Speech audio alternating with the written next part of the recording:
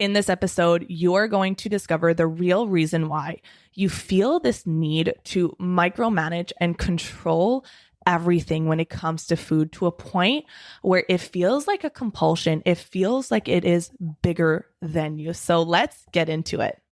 Welcome to the Live Unrestricted podcast, a show where you'll learn how to heal your relationship with food and your body so that you can focus your time and energy on more important things like your personal growth. I'm your host, Sabrina Magna, food freedom coach, and my mission is to help make your life happier and healthier without stress, overwhelm, or guilt about food. If you love the show, please do go out and share it. And if you're looking for support with your relationship with food, details about my programs are in the show notes. Thanks for spending time with me today. Now let's jump in. This episode is near and dear to my heart because one of the hardest pieces of struggling with an unhealthy relationship with food is the need to micromanage and perfect and control everything around food to the point that you feel like food has control over you. This is something that was such a major and painful part of my disordered eating, was this need to get everything right. And it felt so compulsive. And I did not know why I felt this way. I did not know how to get out of it. And I know that there's a lot of you who are going to be able to relate to this, where you have this conscious desire to be free around food, to be able to eat something and move on, to be able to go to the restaurant and just order what you want and not think twice about calories and macros and is this going to make me gain weight? And this conscious desire is so strong because you are so aware of how much your relationship with food is affecting you, is costing you, is robbing you of your life and memories and experiences, because it's always just kind of there in the background, like this black fucking cloud that follows you everywhere. And it starts to feel like there is this anxious energy all of the time when you're around food and you're making eating decisions. And there's always like this thought that's going a million miles an hour in your mind of, oh my God, is this the right choice? Am I eating too much? How many calories are in this? And even though you so deeply want to have a healthier relationship with food and get rid of this need to control and micromanage everything, it feels like it is stronger than you. And you may have been listening to this podcast for years, right? My OGs who have been listening from the very beginning, or you have been listening to other podcasts, following social media accounts and reading books and learning so much about having a healthy relationship with food and becoming an intuitive eater. And personally, I find that that's the part that feels the most frustrating. And I'm talking from experience because I definitely have this when it comes to work, where I feel this need to get it right and this anxiety about getting it wrong. And so I'm really able to relate. And I was like this when it came to food as well. And it feels really, really frustrating because there's this fight between two parts within you. The part that so deeply wants to live in flow. Like, that's really the way that I would describe it, in flow, where things are just easy and you can listen to your body and you can just go with it and not feel this tightness. That's really the way that I would describe it, is this tightness, this constriction in your body, where letting go and loosening up and creating space simply feels impossible. And so in this episode, I really want to help you understand why you feel this way. And this isn't because you are a perfectionist, even though, trust me, I know it feels that way. I know it feels like you are born this way. This is just a personality trait. And yes, there is something good about having high standards for yourself. But you and I both know when you cross that line and it's no longer just having high standards, because now you're being mean to yourself. You are being so hard on yourself. And the way that you speak to yourself, you would never in a million years say out loud to someone else, because immediately you would lose that person as a friend, as a family member.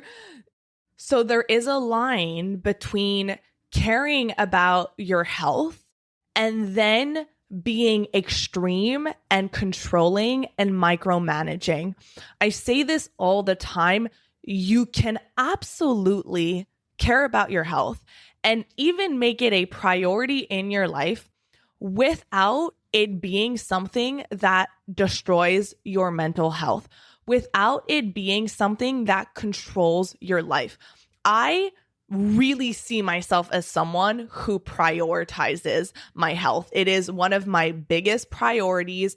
I want to make sure that I'm caring for my body and that I'm moving it and that I'm nourishing it. And I know that when I don't feel healthy and when I'm not caring for my health, then it impacts every area of my life. And so it is my number one priority in order to be able to show up as my best self for my clients, for my business, for the people in my life, for my friends, for my family.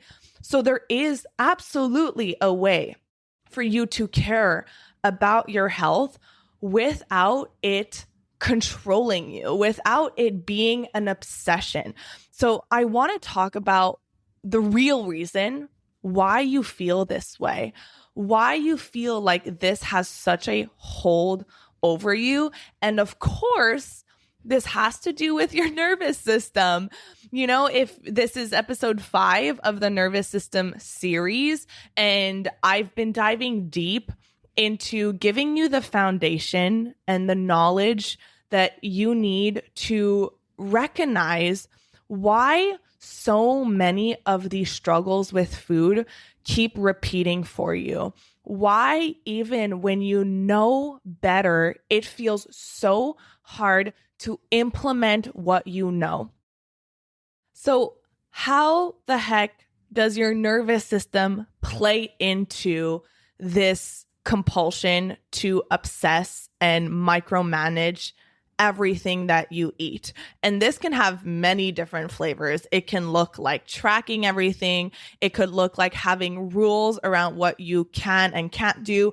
It could look like having a extreme lack of flexibility. So a lot of rigidity around eating. I need to eat at this time, and I have this plan to eat here. And if I deviate, then it creates anxiety for me. It feels like without these guardrails, without these rules, without this structure, it feels like your entire life is going to fall apart. It feels so scary and so dysregulating.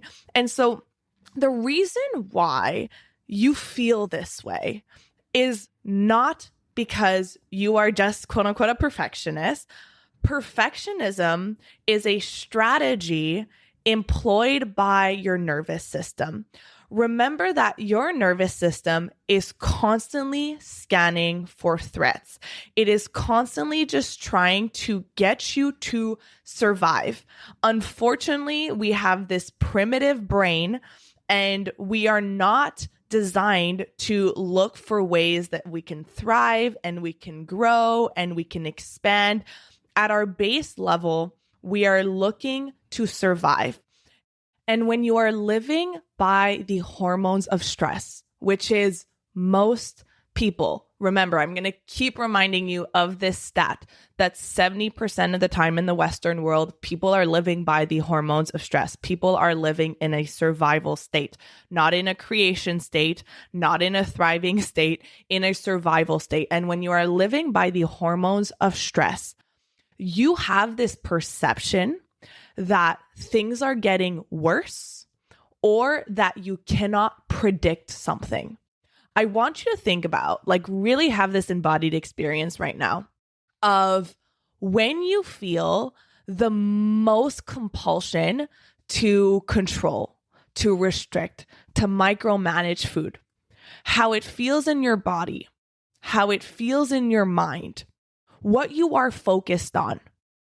And what you might realize is that when things get worse in your relationship with food is because food is serving a function for you that food should not be serving. But at some point in your life, you learned that using food as a strategy was helpful or it was adaptive. Even though it wasn't adaptive at the time, your brain learned that when things feel out of control, when things feel unpredictable, when things feel ungrounded, I can use food to feel a sense of control, to feel a sense of predictability over my life when I don't get that anywhere else. I remember when I struggled with disordered eating the first couple of years when I was still living in Montreal and I was living with my parents. The flavor of my disordered eating was binging and restricting, like moving from one extreme to another. And so eating clean during the week and then binging on the weekend, or eating clean during the day and then binging at night. But when I got to university and I moved to Ottawa, the flavor of my disordered eating changed. And now with the knowledge I have about the nervous system and neuroscience, I can understand why it changed and what happened. Obviously, at the time, I did not. And I just thought I was broken. And I thought that there was something fucked up about me, if I'm being completely honest. But the flavor that it turned into when I went to university is I started tracking and micromanaging and controlling and feeling anxious around food constantly. And it just felt like everything was high stake. And if I went out to dinner and I ate something that I wasn't planning on eating, it felt like the end of the world. And I'm sure that you can think about that feeling when you go off plan or you feel like you've made the quote unquote wrong decision. And there is this deep lack of self-trust and this ability to just relax and live your life.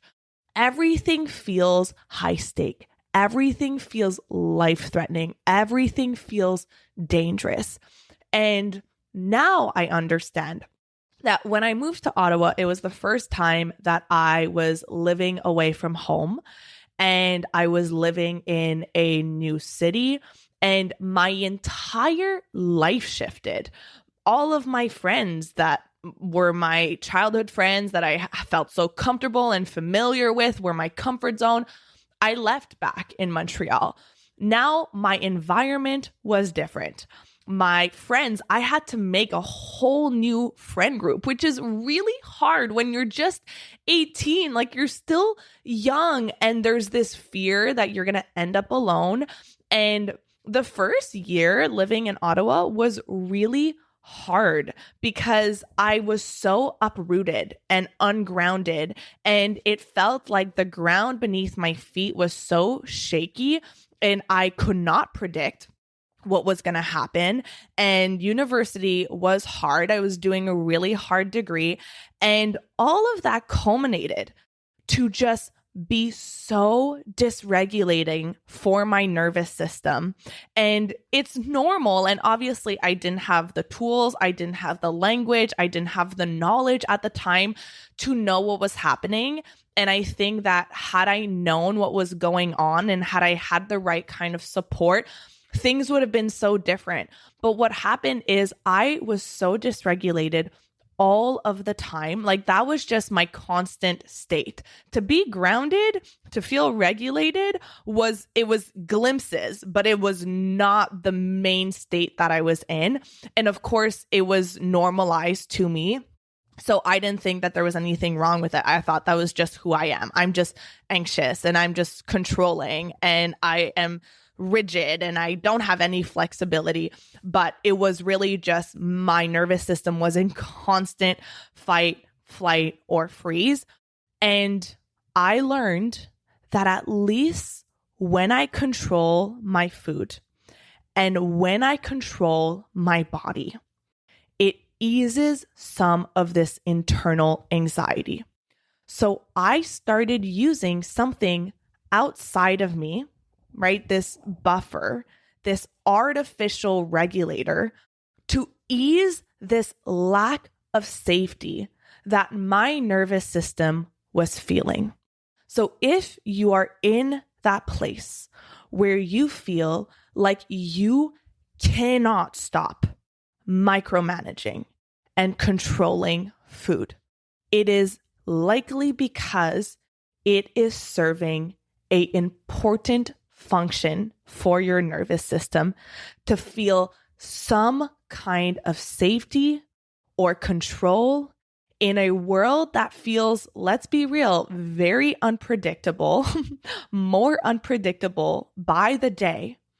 And this is why it is becoming more and more important to learn how to self-regulate, how to bring safety into your body, how to bring groundedness, how to be in your body, how to have the tools so that you don't have to turn to a maladaptive strategy that creates more pain in your life. Because the problem is that when you turn to something outside of you, whether it's controlling food or controlling your body, it only creates a very temporary and surface level sense of safety, but it's not real and it's not long lasting. And those very things that you end up turning towards create more pain and more dysregulation for your body, because now you're always anxious around food. You're always stressing out and overwhelmed and hyper focused on food. And so even though it is serving a surface level function of helping you feel some kind of control in your life, it's just creating more dysregulation. So it actually creates this vicious loop where you feel the need to control food in your body because you don't have the tools or the internal safety in your nervous system or the capacity to deal with the unpredictability of life.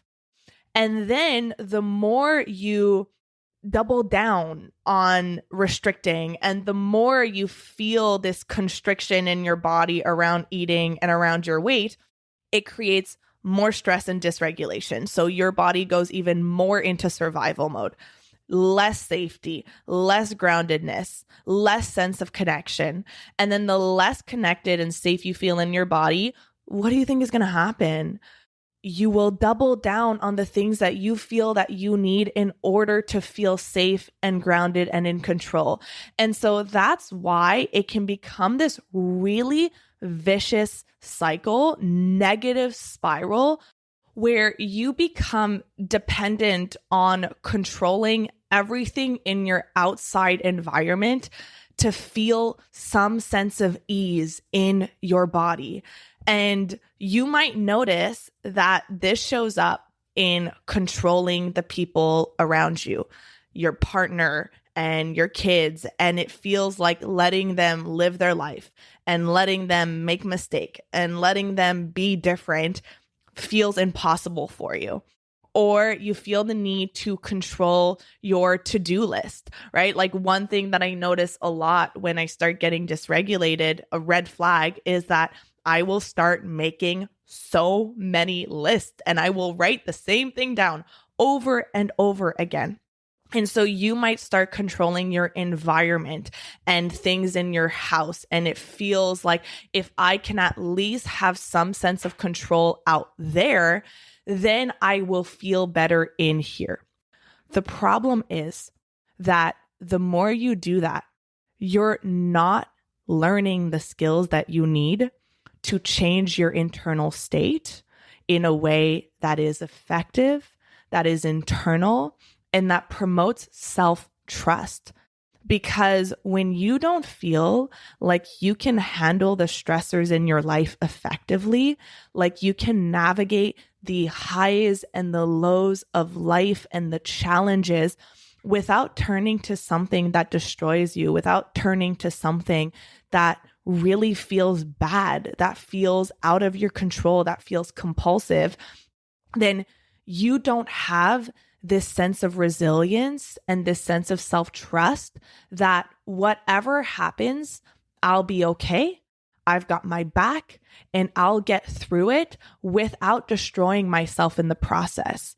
And I think that that's a big thing that I hear from women who have worked on their relationship with food or have been trying. And oftentimes they've been either trying on their own or trying through ways that felt incomplete. That's often what I hear is like people will have done talk therapy or mindset work or intuitive eating. And even though they are learning a lot and they feel like it's all making sense conceptually, there is still this underlying fear and lack of self-trust and lack of ability to settle and to feel this sense of, okay, I'm good.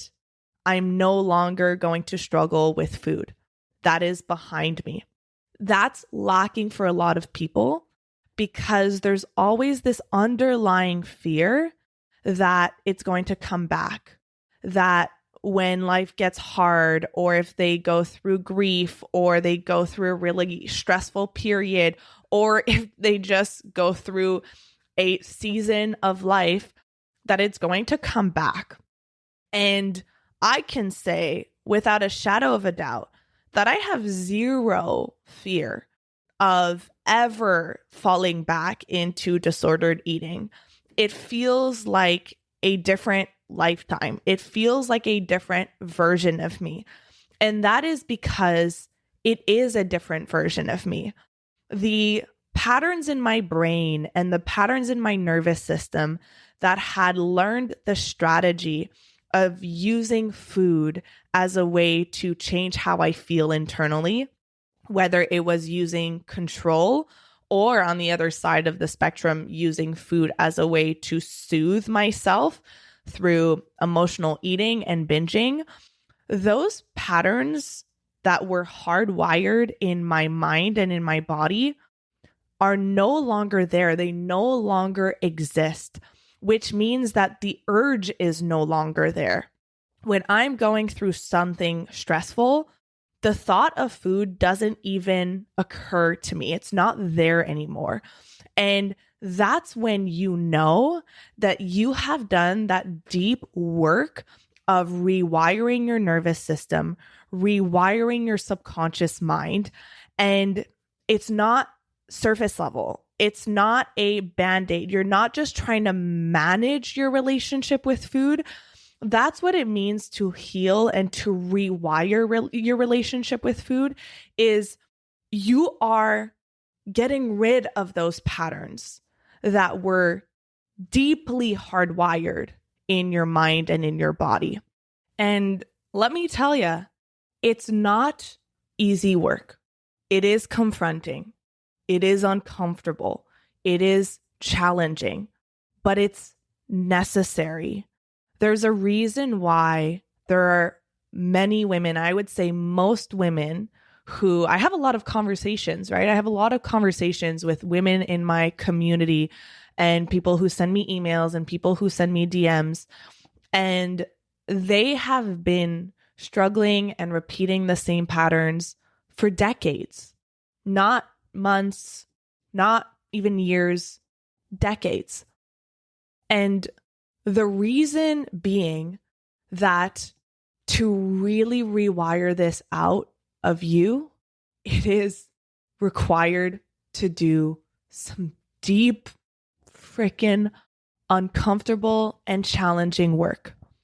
But when you do it, and when you are willing to put your energy towards it, then your entire life will change. I actually got an email from one of our FFA members this morning, and She said, this program was absolutely life-changing for me. It is holistically approached. It's well organized and action oriented. And she said, I have seen more progress in my recovery from the last 9 months than I've seen in 10 years. So if you want to feel like you can relax around food and you no longer have these compulsions to micromanage and restrict and be a victim to a schedule or a structure that you cannot deviate from, and using food as a way to feel a sense of control in your life, then this is the work that we cannot escape. Being able to create more nervous system capacity to handle life's challenges and unpredictability without using something outside of you to ease what's going on internally, to have the tools, to have the ability to self-regulate and create internal safety.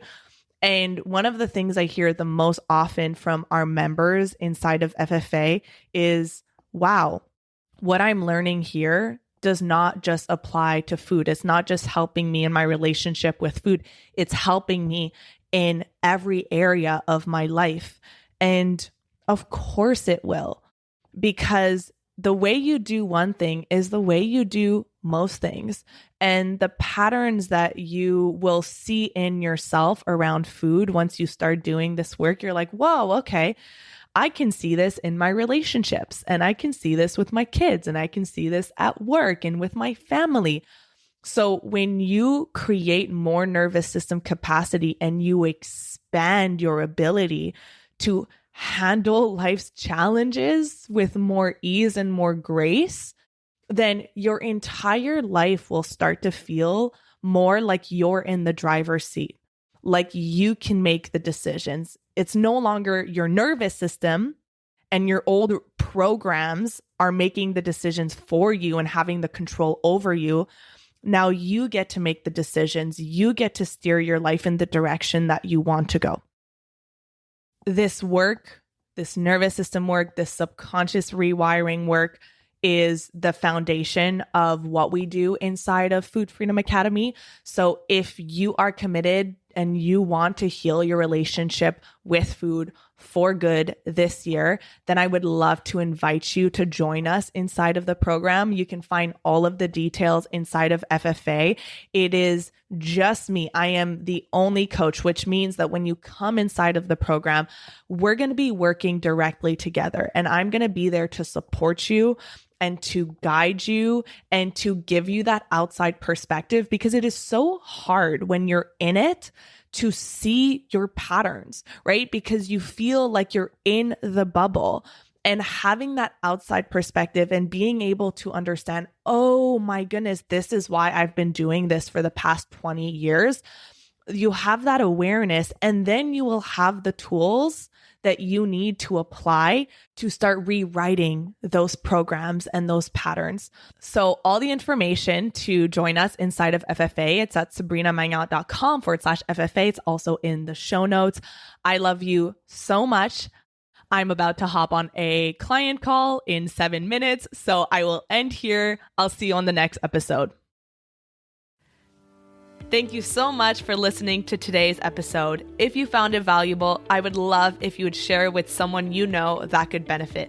If you're loving the show, don't forget to subscribe over on Apple Podcasts so you don't miss a single episode. I really love hearing feedback from you, so please leave a rating and review over on Apple to help us get in the ears of more people who need it the most. Finally, come hang out with me on Instagram at Sabrina Magnan Health for more educational content and get up close and personal with me. Thank you so much for being here, and I'll see you on the next episode.